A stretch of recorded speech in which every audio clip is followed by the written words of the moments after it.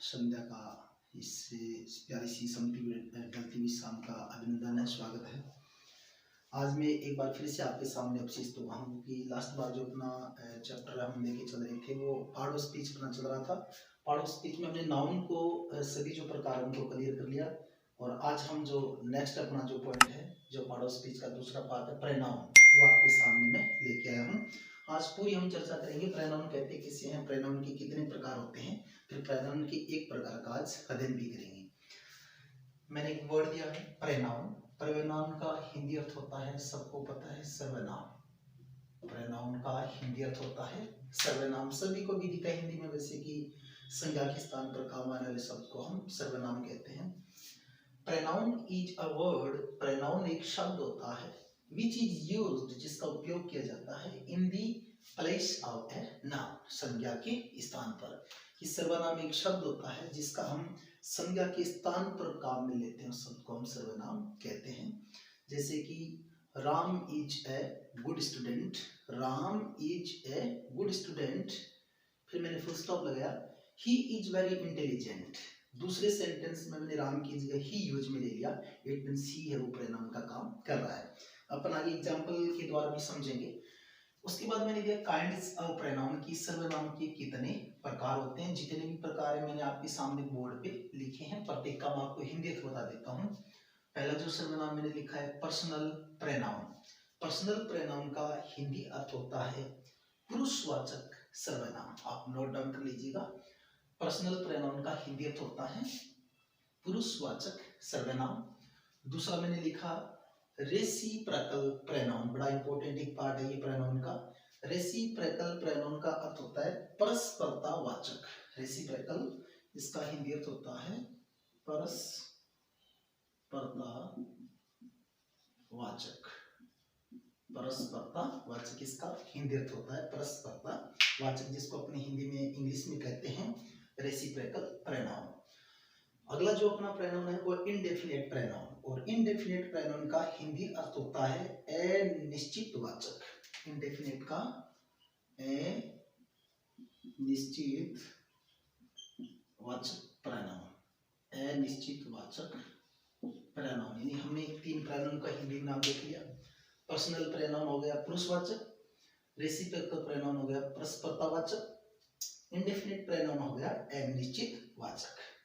फिर मैंने दिया एम्फेटिक प्रोनाउन। एम्फेटिक प्रोनाउन का हिंदी अर्थ होता है दृढ़तावाचक।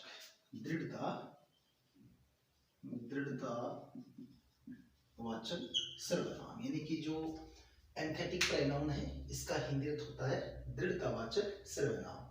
फिर मैंने आपके सामने लिखा है रिफ्लेक्सिव प्रोनाउन, और रिफ्लेक्सिव प्रोनाउन का हिंदी अर्थ होता है निजवाचक। रिफ्लेक्सिव जो प्रोनाउन है इसका हिंदी अर्थ दे सकते हैं निजवाचक सर्वनाम, निजवाचक सर्वनाम। डिस्ट्रीब्यूटिव प्रोनाउन का हिंदी अर्थ होता है विभाजकवाचक। डिस्ट्रीब्यूटिव प्रोनाउन का हिंदी अर्थ होता है विभाजकवाचक। रिलेटिव प्रोनाउन का हिंदी अर्थ होता है संबंधवाचक। संबंधवाचक, यानी कि जो रिलेटिव प्रोनाउन है उसका हिंदी अर्थ होता है संबंधवाचक सर्वनाम। फिर मैंने दिया इंट्रोगेटिव प्रोनाउन, ये होता है पर्सनवाचक सर्वनाम, पर्सनवाचक सर्वनाम। फिर मैंने दिया डेमोन्स्ट्रेटिव प्रोनाउन, ये होता है संकेतवाचक सर्वनाम। डेमोन्स्ट्रेटिव का हिंदी अर्थ होता है संकेतवाचक, संकेतवाचक सर्वनाम। फिर हमने लिया exclamatory sentence pronoun. Exclamatory pronoun का हिंदी अर्थ होता है विस्मयवाचक, विस्मयवाचक सर्वनाम।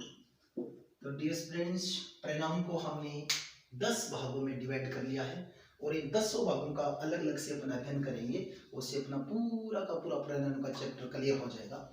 एक बार फिर से देखिए, पर्सनल प्रोनाउन पुरुषवाचक सर्वनाम, रेसिप्रोकल प्रोनाउन परस्परतावाचक सर्वनाम, इंडेफिनिट प्रोनाउन अनिश्चितवाचक सर्वनाम, एम्फेटिक प्रोनाउन दृढ़तावाचक सर्वनाम, रिफ्लेक्सिव प्रोनाउन निजवाचक सर्वनाम, डिस्ट्रीब्यूटिव प्रोनाउन विभाजकवाचक सर्वनाम, रिलेटिव प्रोनाउन संबंधवाचक सर्वनाम, इंट्रोगेटिव प्रोनाउन को अपन कहते हैं प्रश्नवाचक सर्वनाम, डेमोन्स्ट्रेटिव प्रोनाउन को कहते हैं संकेतवाचक, और एक्सक्लेमेटरी प्रोनाउन को अपन कहते हैं विस्मयवाचक सर्वनाम। प्रोनाउन की डेफिनेशन के बाद प्रोनाउन के 10 भागों को नाम मैंने आपके सामने लिखा। जिस प्रकार प्रत्येक नाउन का हमने अलग अलग से अध्ययन किया था, बारी बारी से प्रत्येक नाउन को लिया, उनकी विशेषताओं को पढ़ा, उसी प्रकार अब हम नेक्स्ट वीडियोज में आज भी एक प्रोनाउन में आपको पढ़ाऊंगा। प्रोनाउन के प्रत्येक भाग को, जैसे पहले पर्सनल प्रोनाउन लेंगे, फिर रेसिप्रोकल, फिर इंडेफिनिट, प्रत्येक ये चलते रहेंगे और 10वां पार्ट को मैं आपके सामने क्लियर कराऊंगा। और ये भी मैं बताने का प्रयास करूंगा कि परीक्षा में किस प्रकार के प्रश्न पुटअप होते हैं, जी प्रोनाउन से संबंधित किस प्रकार के प्रश्न है वो परीक्षा में एग्जामिनर डालता है और हमको कौन कौन सी गलतियों से बचना है। हाँ, प्रोनाउन का चैप्टर बड़ा इजी होता है, लेकिन इजी में हम बहुत बार मार खा जाते हैं। यानी कि हमें प्रोनाउन जरूर आते हैं, बट उन बारीकियों का अध्ययन करना है कि हम जो एग्जाम के टाइम में भ्रमित न हो, सही आंसर का अपन चयन कर सके। अब मैं प्रोनाउन का एग्जाम्पल पहले नहीं दिया था, प्रोनाउन की जो परिभाषा है इसको मैं एक एग्जाम्पल के द्वारा क्लियर करना चाहूंगा। जैसे मैंने दिया, Ramesh found a ball. Ramesh found a ball. He picked it up. He picked it up and gave it to Chita. She threw it into the river. एक लंबा चौड़ा वाक्य मैंने लिया है। इन प्रत्येक वाक्य में हम नाउन और प्रोनाउन की पहचान करेंगे कि कौन सी नाउन इसमें आई है, कौन सी प्रोनाउन आई है। अगर मैं देखना चाहूँ तो सबसे पहले जो वर्ड है Ramesh, Ramesh is a noun, और ये कौन सी नाउन है, प्रॉपर है, कॉमन है, कलेक्टिव है, एब्स्ट्रैक्ट है या मटेरियल है। आप डेफिनेटली कहेंगे सर ये प्रॉपर नाउन है, रमेश है वो प्रॉपर नाउन है। रमेश फाउंड ए बॉल, ये जो बॉल शब्द है ये भी नाउन है, और आप ये कहेंगे कि सिर्फ कॉमन नाउन है। बॉल शब्द है वो कॉमन नाउन है, क्योंकि बॉल तो एक जाति हो गई और बॉल का कोई अलग स्पेशल नाम दे देंगे तो वो प्रॉपर नाउन बन जाएगी। रमेश फाउंड ए बॉल, इस सेंटेंस में दो नाउन आई, ये भी नाउन है और ये भी नाउन है। नेक्स्ट सेंटेंस की बात करते हैं। रमेश ने एक बॉल को उठाया, he picked it, sorry, Ramesh ने एक ball pi, he picked it up, उसने उसको उठाया। यहाँ पे जो ही वर्ड आया है ये किसकी जगह है, किसने उठाया बॉल को, रमेश ने उठाया। इट मीन्स रमेश की जगह की बार में ही शब्द का प्रयोग कर रहा हूँ, यहाँ ही है वो प्रोनाउन है। मैंने यही कहा है कि pronoun is a word which is used, जिसका उपयोग किया जाता है in the place of a noun, यानी इस नाउन की जगह इस शब्द का यूज हुआ। इट मीन्स ही यहाँ पे प्रोनाउन का काम कर रहा है। Ramesh found a ball, he picked it, ध्यान से देखिएगा इट किसके लिए है, रमेश ने एक बॉल को पाया, उसने उसको उठाया। इट मीन्स बॉल की जगह क्या आ रहा है, इट आ रहा है। बॉल नाउन है और इट यहाँ पे काम कर रहा है प्रोनाउन का। उसने उसको उठाया एंड गैव इट, फिर यहाँ इट किसके लिए आ रहा है, बॉल क्या आ रहा है, टू सीता, और उसने वो बॉल किसको दे दी, सीता को दे दी। मीन्स सीता यहाँ पे किसका काम कर रही है, वर्ड नाउन का। मैंने फिर लिखा सी, ये सी शब्द है वो किसकी जगह है, सीता की जगह है, मतलब सी किसका काम कर रहा है, प्रोनाउन का कर रहा है। सी थ्रू इट, उसने उसको फेंक दिया, अब ये भी प्रोनाउन का काम कर रहा है। इनटू द रिवर, रिवर है वो भी एक नाउन शब्द है।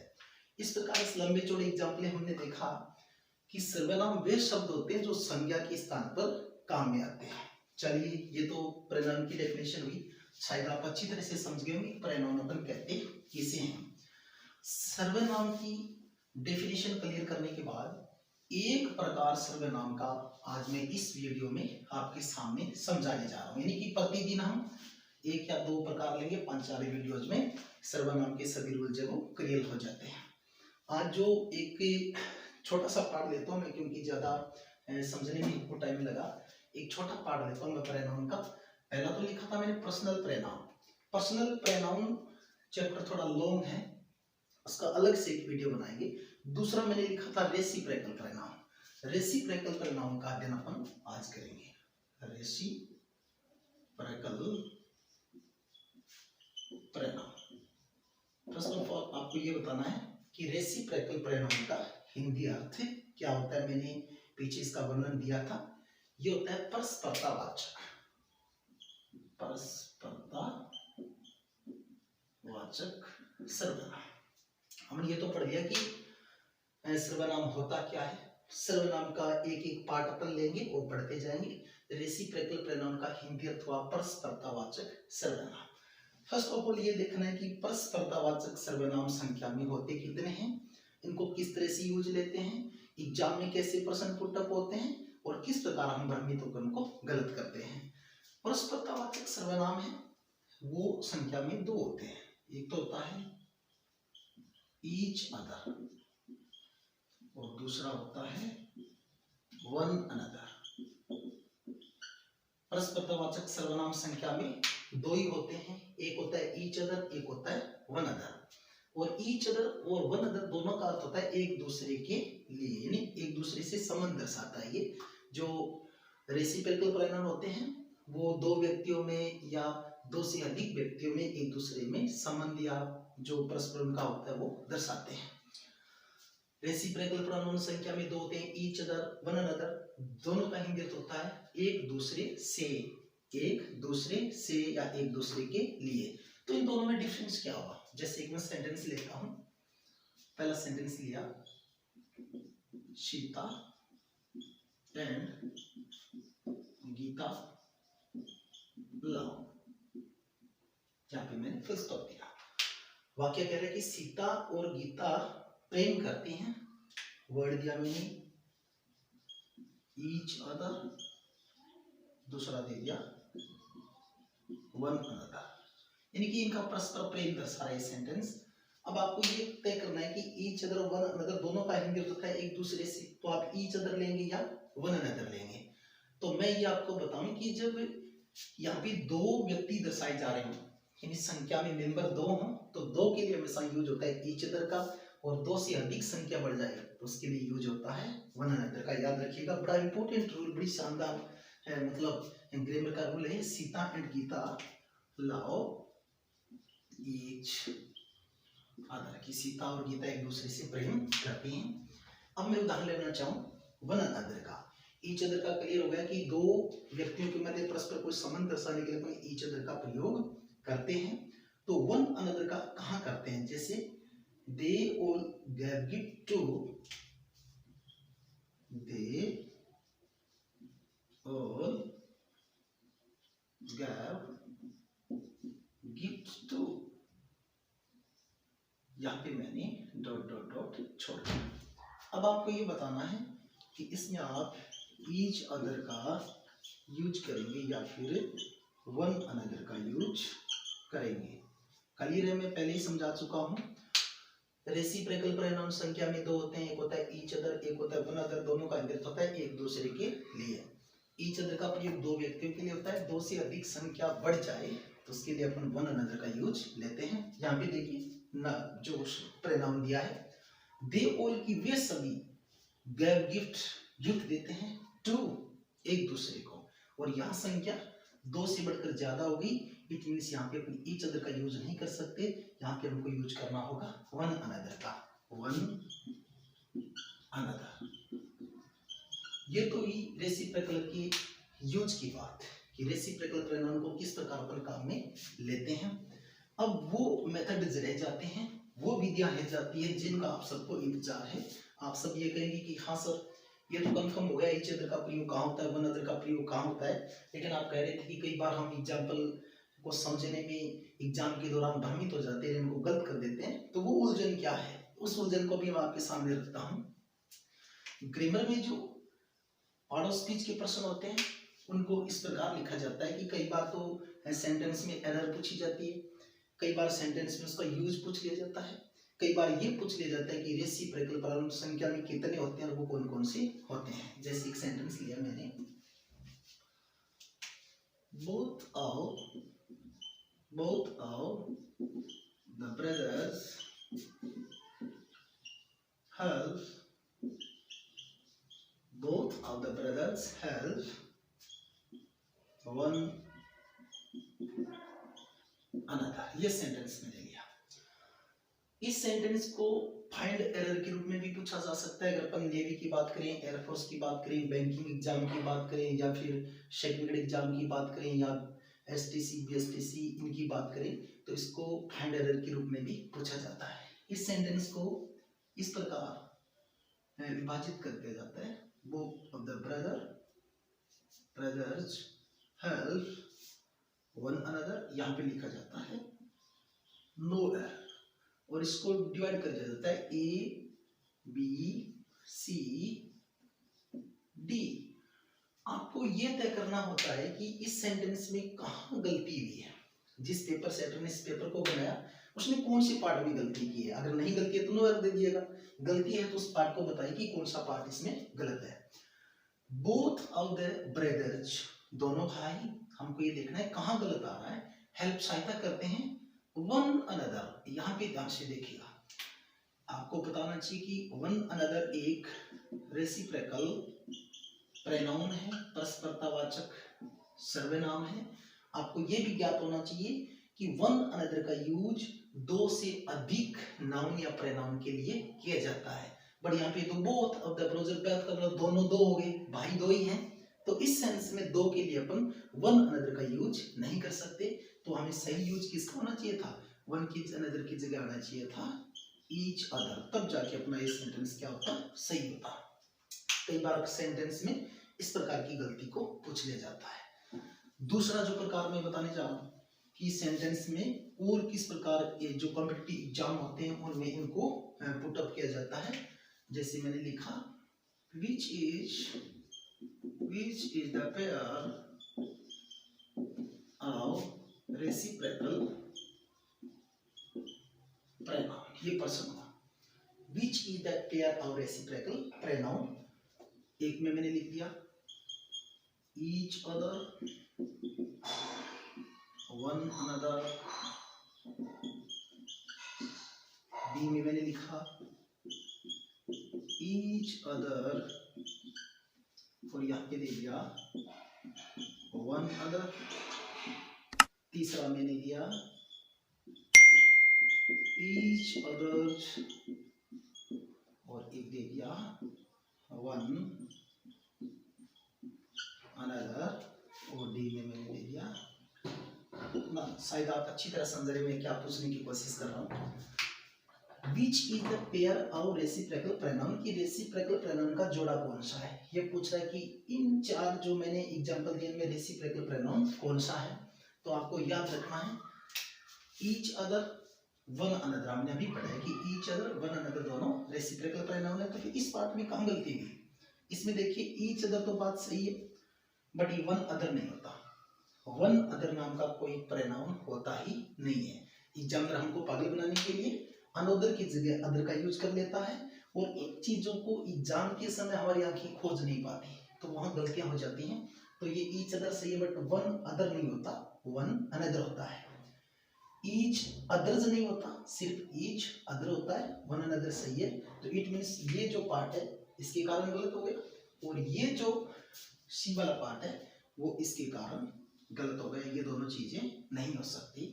तो आपको ध्यान रखना है कि रेसिप्रोकल प्रोनाउन में ईच अदर और वन अनदर होता है, वन अदर कभी होता ही नहीं है। चलिए नेक्स्ट सेंटेंस अपन लिखते हैं और देखते हैं कि दूसरा इसका पूछने का रूप क्या हो सकता है। एक एग्जांपल और देता हूं मैं। जैसे फाइंड एरर का कोई क्वेश्चन आया, फाइंड एरर का एग्जाम में कोई क्वेश्चन आ गया, और क्वेश्चन में एग्जांपल इस प्रकार से लिखा हुआ था, जैसे कि मान लीजिए all of the people are fighting, all of the people यानी सभी लोग are fighting to one other, इस प्रकार डाल दिया। इसको all of the people को अंडरलाइन किया, आर को कर दिया, फाइटिंग को कर दिया, और वन अनदर को कर दिया। यहाँ पे मैंने दिया ए बी सी डी। आपको तय करना है कौन सा पार्ट इसका गलत है, एरर कौन से है, कौन सा पार्ट मैंने गलती कर दी, ताकि उसका अपना आंसर खोज के ले। फाइंड एरर यानी गलती की तलाश करनी। ऑल ऑफ द पीपल, सभी लोग, आर फाइटिंग, झगड़ा कर रहे हैं, to one other, to one other. ध्यान से देखिएगा, यहाँ पे मैंने आपको गलती करने की मैं कोशिश कर रहा हूँ। वन अदर नहीं होता, वन क्या होता है, अनदर होता है। तो अगर इस प्रकार की कोई गलती मिले आपको तो वहां तुरंत पकड़ लेना है कि यहाँ पे जी वन अदर नहीं हो सकता, यहाँ पे आना चाहिए था वन अनदर। हो सकता है वन अनदर इज वो ईच अदर डाल दे तो वो भी एक प्रकार की गलती हो सकती है। तो डियर स्टूडेंट्स, आज का ये था वीडियो। फर्स्ट ऑफ ऑल हमने ये कोशिश की कि प्रोनाउन किसे कहते हैं। Pronoun is a word which is used in the place of noun. की प्रोनाउन एक जो शब्द है उसका यूज अपन सर्वनाम की जगह करते हैं।